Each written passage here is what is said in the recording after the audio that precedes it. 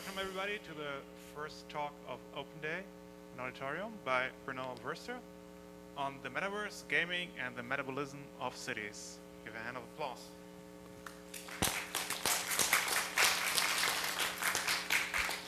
Thank you. Bon dia. My name is Bernelle, and I'm in bio on most places, especially IRC. I managed to put this talk online, so if you want to follow it with me or rip it up to pieces or whatever, you're welcome. Before we start, just a shout out to Gings. He couldn't make it this year. He's in South Africa, but he's following enthusiastically, and it's also his birthday today. So happy birthday, Gings. And then secondly, just thank you. Thank you for the organizers. I know it's a very big job. Thanks for the attendees. Thanks for the volunteers. Thank you for everyone working on the Debian project, all of it. We live in really interesting times, and you make it better. So thank you very much. Muito obrigada. Okay, so this talk is in 3 parts. What I want to do and why, how I plan to do it, and what I've learned so far. So I used to work in the water industry for about 10 years. I was a researcher at the University of Cape Town in South Africa when the worst drought that I think we've ever experienced hit the city. So there was 3 years of very poor dam levels, and our dams were running out, and there was a very real chance that we wouldn't have water at all. So not interrupted water supply, not some problem somewhere, but really just no water and no way of getting water to 4.5 million people. It was really scary, and we didn't know what to do. There's some more resources here.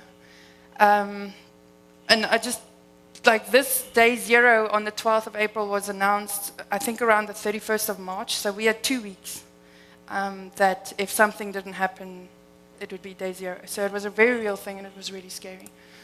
As researchers, we were suddenly very famous, which is not, we like working behind the scenes and writing, not talk on radio and TV. But we were suddenly very famous, and a lot of people asked us, well, what should we do? And we didn't know, because our work is really about more abstract concepts and more long-term planning. And people were asking, what do we do next week? What do we do now? And we didn't know. There's some more links there. There was a lot of analysis going on. There was even an article for the Brazilian newspaper, which I contributed to, so that's cool. But at the same time, we knew as researchers that there was enough water to go around, and we did have enough.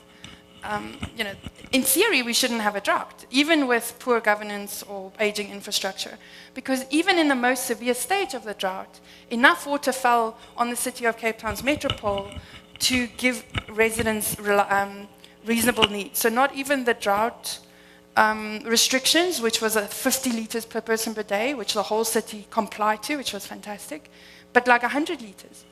So I did some math there if you want to double check me. But we really have enough water, so what was the problem? I wasn't the only, there were other people looking at how do we do cities better, because there was better ways of doing this. People all over the world are looking at this. This thing is going to irritate me. And people like South Africa were working on water-sensitive design, Australia working on, I think it was water smart cities. The International Water Association talked about water-wise cities. China talks about sponge cities. America, the US talked about low-impact developments. There was also a big move towards nature-based solutions. So this was really a big thing in the academic sphere. And in all of these cases, community input was really important. For example, in this graphic from the International Water Association, the IWA, they talk about water-wise communities. And in this graphic from the Australian initiative, they actually say community-based decision-making, which sounds very nice.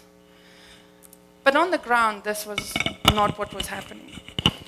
That's an actual image from a community in Hout Bay in South Africa, in Cape Town. I think anyone who went to the Cape Town DebConf saw this firsthand, that water-sensitive design is a fantastic idea, but it doesn't really work.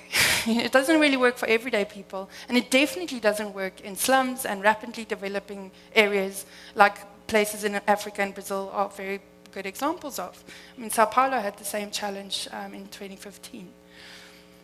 So how do we go about this? And I was just really frustrated with this, but fortunately, I was not the only one.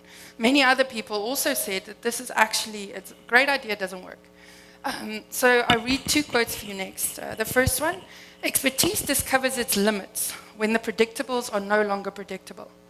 In the time that we live now, politically, environmentally, with the climate, with everything, nobody knows what's happening next. I attended a talk about tornadoes and hurricanes, where they said they used to be able to model it because they know what the weather systems did and they could predict the path that it would follow. It's not doing that anymore, and they don't know really what models to follow and what to do. But the current way that we look at expertise is that it's based on the patriarchal and militaristic command and control, which is based on the idea that expertise have no limits. You sit back, you do your thing as a citizen, leave the rest to us, we'll take care of it. And during the drought, we very much saw that that wasn't going to work, and it probably never will again. Another quote from the International Water Association's magazine was saying, and I shortened this, I encourage you to go read the whole thing. By imagining that we and our peers have the necessary expertise to solve problems, we limit the experience, wisdom, and insight that we draw on in finding solutions, thus hampering innovation.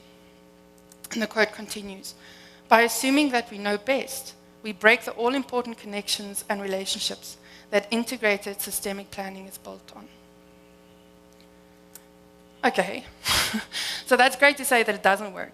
But how do we make something work that empowers everyday people on the ground to do and to implement what they need to do while fitting into the big picture? Because everything is connected. We don't want people to just carry on with something, let's say upstream of a river, that pollutes and messes everything up downstream of a river, which is really very much what we're seeing at the moment. The rich people do stuff, they pollute the environment, the industries, and then the poor people have to suffer. How do we make that work better? How do we integrate all this information? The one big issue, not the only one, but the one that I want to address in the next stage of my career is that we do not have the data to facilitate bottom-up decision-making. It's like a picture with low resolution. It's great if you look from far away and you're an engineer and you look at a whole urban planning of a city. But when you zoom into what people want to do on their street or their neighborhood, it's pixelated. You don't know what to tell them. We do not have a good way to communicate and work with different groups of professionals and everyday people to manage our urban resources. The earlier images I showed you, to me, is beautiful, but I'm willing to take a bet that for most of you it was like, okay, it looks nice. It doesn't really communicate what we wanted to say. A positive example that has already occurred is this case study from Belize that was listed in the Esri ARC user, which is not open source, I know, magazine, where they mapped a community area with the help of the community and asked them, where does the floods happen? And they responded, and that's the blue or the purplish areas where the floods mostly happened. And then they also asked, where are all the culverts that take the stormwater away? And then they could track and see how these correlate and hopefully do something about that. Imagine if this could be more engaging and at a larger scale. So what I'm about to suggest, I know very well is hugely ambitious and has a low chance of working. But I keep coming back to it in any sort of scenario workshops and work with my colleagues. And I think I should try it. If it doesn't work, at least I had a bit of fun and built a bunch of skills. So I want to build a game. I want to build a game that allows people to play and learn at the level that they are most comfortable at, while seeing how what they do fits into the bigger picture. So it's really about the data. It's about generating the data at those resolutions that we need, verifying and organizing the data, which I think is going to be the real challenge, and then using that data. I include information design here because it's like a light version of games. With the way that the internet works and media at large, information and communication is no longer a static thing in a newspaper. It's really much more integrated and interactive and animated, just like a game. It's also a way that I could potentially get some income quickly. And then the next level that could use that those similar sort of renderings and imagery would be the actual game. That game could then generate the people's data, and I'll get to how I think that could work a little bit next. And then the data could also be used to build the game physics. Then there's a concept called the metaverse, which I'll explain briefly as well. And that is where the geographic data gets pulled in, and that data will probably be used for good and bad purposes, I admit. But it'll make the whole thing fit together nicely. The magic verse is an augmented reality concept, and that would really just make the whole thing more fun and more 3D. And then what underpins all of this is a concept called the metabolism of cities, which is where academic data brings in the rigor and underlying all of these things. And the main purpose of this currently is to advise on policies and to do traditional research. So it really is a way to interface with that better and not to replace it. So next, I just want to go through each of these concepts a little bit to get us all on the same page. When I think of information design, I really just think of D3, data-driven documentation. It's not the only thing out there, but I just think it's the best thing in the whole wide world, and it's so amazing. But I learned there's obviously other things too, and I learned of this concept of D3 in this book by David McCandless, Information is Beautiful. And on the website, you can also see other resources and many examples of how to communicate with information effectively and beautifully.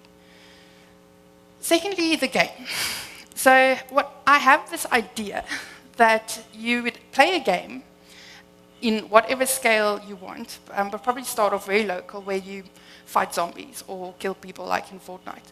Or build things, because I like building things and not killing people. Or plant things. You can choose what you want to do.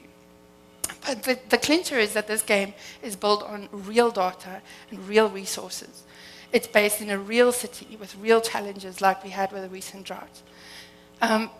Of course, that gets boring after a while, because if you don't have water, you don't have water. So at higher levels, you can maybe start messing with the physical constants, change gravity or whatever, bring in aliens. But then the gamification that I think works with things like OpenStreetMaps and really the Debian projects is that at higher level, or you can level up faster or get bonuses or some sort of thing for gathering and verifying the real data. That's really what we need. Obviously, this game has to be across platforms. It has to be, I think freemium would be good to get people hooked. It does need to be modifiable like The Sims, and obviously it has to be free and open source. So something like this. This was a project done for the Detroit inner city development, where they mapped the whole city in 3D. I was really excited when I saw this, because at least I know it's possible to do this. My next step is to do this in QGIS, which is free. Or something like this, which is a colleague of mine who's a landscape architect drew this. And so I think you can make this into 3D and just make it. It's so beautiful to me. And he was also very kind to make me a whole guide about how to do this, which you can download off my website with his permission. So in detail, what would I like? The game mechanics like Township or SimCity. An aesthetic or and modifying natural laws and shape your surroundings like a game called Godus. I just think it's a really nice game. Augmented reality aspects like Pokemon or Ingress. And then just because I like the papercraft quality, that sort of sandbox idea that you can play and shape things. And a game like Lumino City, I think, would be good. And perhaps bringing it into real-life campaigns where you can do something with your hands physically as well, just because I like it. Okay, the next concept is the metaverse. It's described as a collective virtual shared space that's created by the convergence of virtually enhanced physical reality and persistent virtual space. Who can name an example or two of where this have entered the popular collective? There was a movie, Ready Player One, which is the image. There was also a book. Any takers? Yes, I hear a snow crash somewhere. This was Neil Stephenson's 1992 novel Snow Crash. So it could be good, it could also be a bit apocalyptical, but I think it's going to happen anyway, so we can just as well make it better. So the concept of the metaverse means forging connections across and between numerous platforms, content and experiences. allowing a player to literally walk through a door as a Fortnite character. This article was about Fortnite and its potential to reach into the metaverse, and be in another world and using a character custom to that world. Imagine if we can integrate models between different disciplines, hydrologists, geologists, biotechnologists, whatever, and make it into the experience, and gain knowledge from the players back into those models, bottom up. Imagine we can break this divide that we currently have between experts and everyday people in this way. The metaverse is similar, but it's more augmented reality rather than virtual reality. And this comes from a Magic Leap company where they have layers. You have the physical world, and then the digital world overpinned by that, which we already have with, for example, cell phone coverage and Wi-Fi. But then also it helps with mobility, energy, and water, and I would also add sanitation, because that's where I work in, and we are so in trouble. And also health and wellness, communication, and entertainment, very much like the Pokemon and Ingress, where you can walk around and see these holographic things that you want to play with. So they describe it as an emergent system of systems, bridging the physical with the digital in a large-scale, persistent manner within a community of people. Then lastly, the metabolism of cities. This is a volunteer academic initiative that assesses the sustainability of cities from a systems perspective. It really takes the metaphor of a living cell or a living organism or an ecosystem and applies that to cities. For example, where you have resources coming in, energy, water, raw materials, and tracking emissions. So CO2 or wastewater. And so you can see how they all fit together.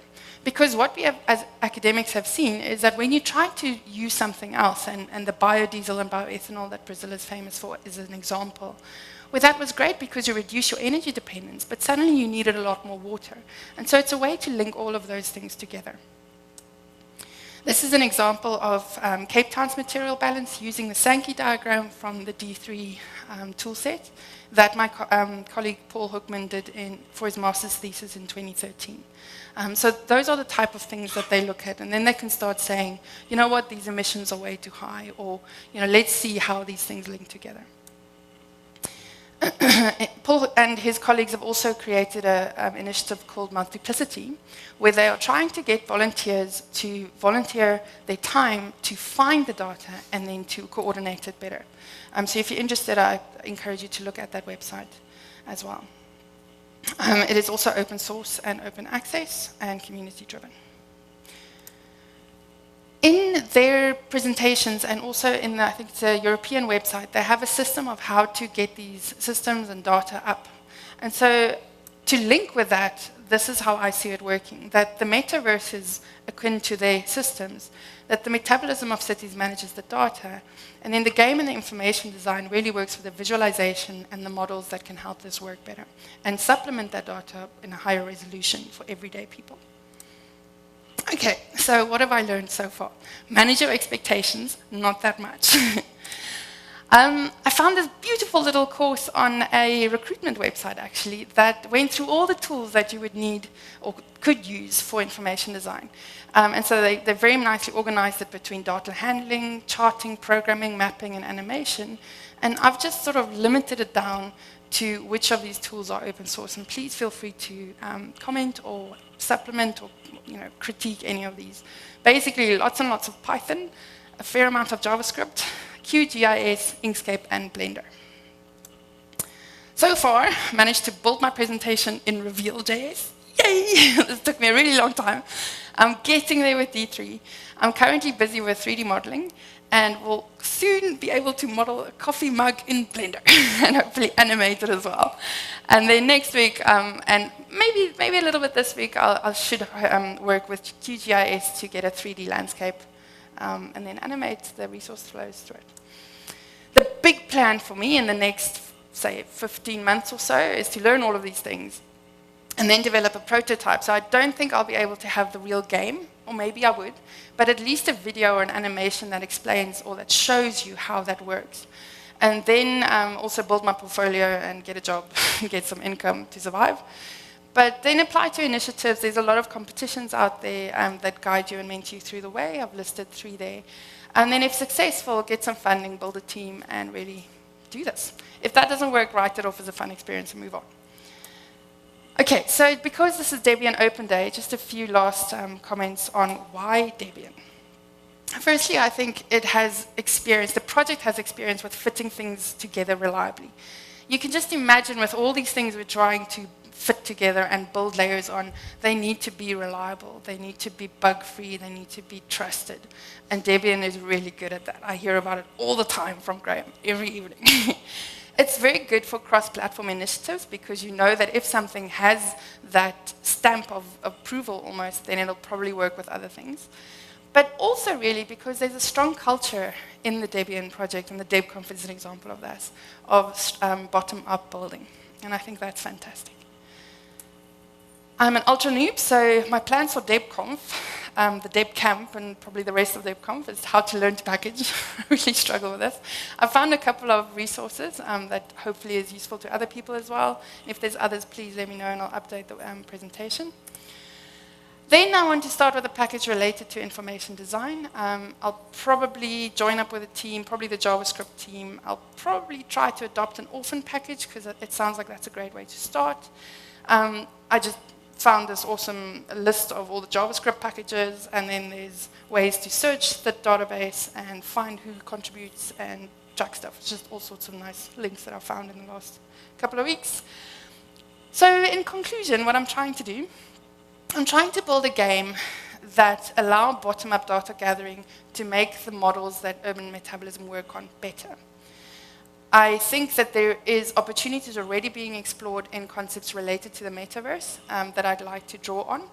I know that it is a commercially driven mesh and it's probably a bit of surveillance, so privacy issues and a lot of things that we need to deal with there will have to be addressed. But I think that it's worth it because the bottom-up data make the models better, more useful. So my pitch is combining the joy of gaming, the beauty of information visualization, and the rigor of urban metabolism studies to better understand urban resource flows at an everyday level. Thank you.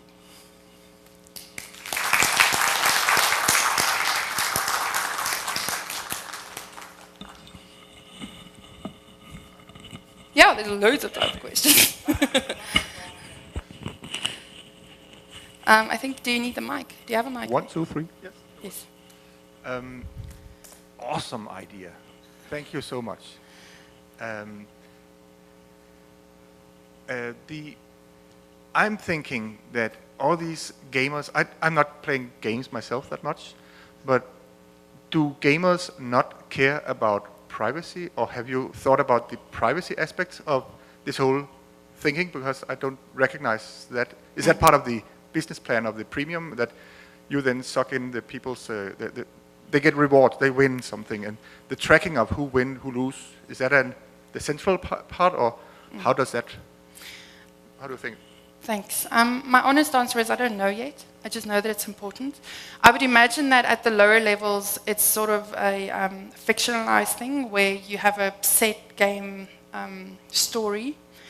So that sort of shields you so that you don't need any of your personal data. So the data that I would like to get is really from the people who say, I'm willing to level up faster. I want to go see if there's a leak outside my home. You know, or what's the frequency of sewer overflows in my neighborhood? So it's something that you could anonymize.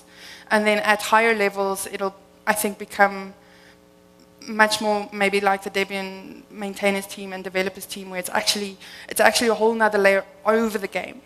But when you play the game, it's very much like a game story. So there's like hidden layers underneath with the metabolism data and layers on the top, which is like the people that maintain open street maps, for example. Maybe add a little bit what I thought as a challenge, that you're mentioning that what could get people engaged is that it's something that relates to themselves in their own streets. That, to me, rings a bell of, whoa, then it's very difficult to then anonymize it if it's tied to their own streets, so you can triangulate who they are. So I'm just saying that I have a feeling, I don't know, I'm not a researcher, so I don't know, have the data to back it up, but I have a feeling that some of the same kind of people who care about being vegetarian and saving the earth in different ways are kind of some of them are the same people who also care about privacy. So that might be you are dreaming that the kind of people who want to help do research through gaming, that they hopefully not care about being triangulated back to their own neighborhood. I see a conflict. A challenge. So just to comment, like just to help me think through it, I think the middle layer, the actual game layer, is less pitched at people who care about the environment and just care at people who like to play. But I think something that I've forgotten about which I thought about in the early stages of this, is that you're building the game engine to perform in a certain way, but then you can use that, or aspects of that, perhaps in maybe a less high resolution for communities to help. So if you have this game that people just play, and somewhere they can say, hey, it'd be great if I can use this for my neighborhood, you sort of fork that and bound it into your areas for more private use. But I mean, I don't know anything about this, so we're just figuring it out as we go along. But I do know that privacy, and I acknowledge that privacy is very important. This is related, and it might be partial answer. Maybe try contacting people from OpenStreetMap, because the best mappers are taking care of their community to mapping. Oh, there is new post office or something. So and it looks like they somehow, community of OpenStreetMap, solve this problem. So either they don't care about privacy so much, or they have some solutions to deal with this. It's a very good point. And we do have a strong open streets community in Cape Town, which is, I think, where I'll start the pilot. As you were talking, I just remembered of something. During the drought, they published a map with people's water use per household. And so you could see how much water your neighbor used. And there was a huge uproar about that. And then the legal advisors said the public interest is more important than privacy. So for that example, it was more important to save water. There was also people who said we don't ever want to be in that situation again, where you have to make such terrible trade-offs. But I think maybe there are ways of navigating it if we believe the crisis is serious enough, which I do it is. But yeah, definitely we'll talk to OpenStreetMaps. I just want to have something more firm to show them first, so we'll get there. Yeah. And definitely use their data that I pull into, I think, QGIS, and then pull it into a 3D typography map. That's probably first. But privacy concerns also noted there.